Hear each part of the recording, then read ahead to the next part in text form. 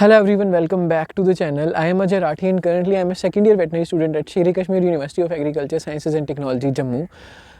So this video is all about how to survive in the veterinary first year. So before moving ahead, I understand that you have just came from giving the NEET and the syllabus was बहुत छोटा, and as soon as you enter in a veterinary college, the syllabus is so damn overwhelming कि आपको लगता है कि मैं कहाँ से शुरू करूँ और कहाँ पे ख़त्म करूँ. But trust me, it's not as difficult as it seems to be. So watch this video completely and I am 100% sure that you will learn a lot from this video. As a lot of people are asking me on the Instagram कि आपका इतने महीने बाद admission हुआ था and still you managed to pass in the first year. तो they were asking for the tips. So this video is all about those people. This is especially for the VCI candidates क्योंकि जब तक आपका admission हुआ होगा तब तक बहुत सारे कॉलेजेस की क्लासेस को लेके एक महीना हो गया होगा एंड फॉर द मोप अप वन उनके लिए तो चीज़ें और भी ज़्यादा डिफ़िकल्ट हो जाती हैं.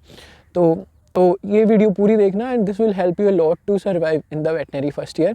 उसके अलावा you can follow me on the Instagram, the link is in the description and also I have decided to make a Telegram channel to help you people out and I will be sharing my notes and the study material for the veterinary first year. So you can join the Telegram channel too. That link is in the description. So now let's begin the video. So first of all, the basic thing is that you have to adjust yourself that yes, this is your final destination and now you have to touch animals. So don't just be scared of the animals, try to touch them. And for example, in your LPM practical class, you will get exposure to so much of animals. You have to pick the poultry birds, you have to check their respiration rate, their rectal temperature, and even you have to collect their semen. So just try to adjust yourself with the animals, and only this is the only way through which you can get the practical knowledge. Second point is attending classes. जिनका late admission हुआ है उनकी already काफ़ी सारी class में presence कम होगी. भले ही आपकी जो अटेंडेंस है वो डेट ऑफ एडमिशन से काउंट होती है, लेकिन still for the knowledge attending class is very very very much important. अगर आप क्लास अटेंड करते हो वहाँ पे अगर आप लिखोगे या फिर जस्ट सुनोगे भी तो भी it is very easy to understand the concepts. Otherwise you just can't read things from the notes and suppose कि आपको वो पूरी याद हो जाएगी. ऐसा कभी नहीं होता. Especially in veterinary, you have to attend the classes. On to the next point, that is consistency. So being consistent is very much important in every single field. You have to be consistent. So try reading at least 2 hours daily. It's not too much. It's only 2 hours. If you start reading 2 hours daily from the first day, then जब आपके exam आपके sir पे आएंगे तो आपको कोई as such burden नहीं होगा. तो try reading at least 2 hours from the very beginning. Still आपने मेरे व्लॉग्स में देखा होगा कि लास्ट के टाइम तक आते आते हालत ख़राब हो जाती है, लेकिन अगर आप अभी से 2 घंटे से शुरू करोगे तो that will help you lot. Now moving on to the taking help from seniors.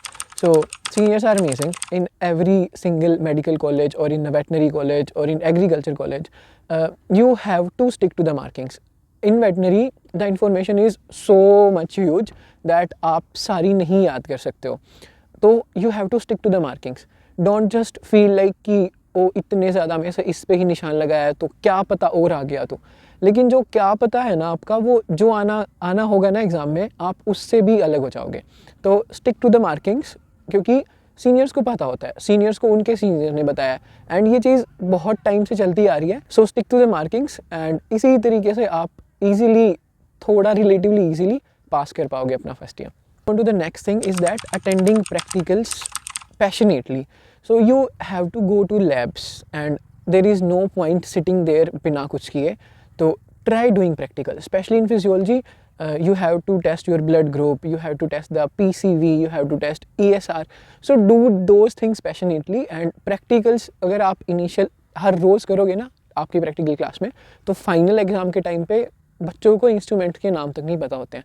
सो अगर आप क्लास अटेंड कर रहे हो तो मेक दैट यूज़फुल, अदरवाइज़ तो छुट्टी मार लो, क्योंकि फ़ायदा नहीं है. You are going into the class and you are learning zero, तो you are wasting time. Neither you are able to enjoy and nor you are learning things. So attend practicals passionately. So now moving on to the VCI student जिनका बहुत सारा backlog है. Point number 1, attend college regularly. Second, make friends and it's very much important, क्योंकि जो पीछे का बीत चुका है वो आपको आपके फ्रेंड से समझा सकते हैं. Take notes from them. उसके अलावा ask your friends to go to the labs in their free time because it's allowed. You ask the teacher that हमारा practicals नहीं हुआ है, can we use the lab? They will allow you. With the help of that friend, try to learn the things जो आपकी रह गई हैं. उसके अलावा ask the CR to give you the notes, क्योंकि it's the duty of the CR to help people, इसीलिए वो CR है. तो use your CR wisely और उससे नोट्स वगैरह मांगो.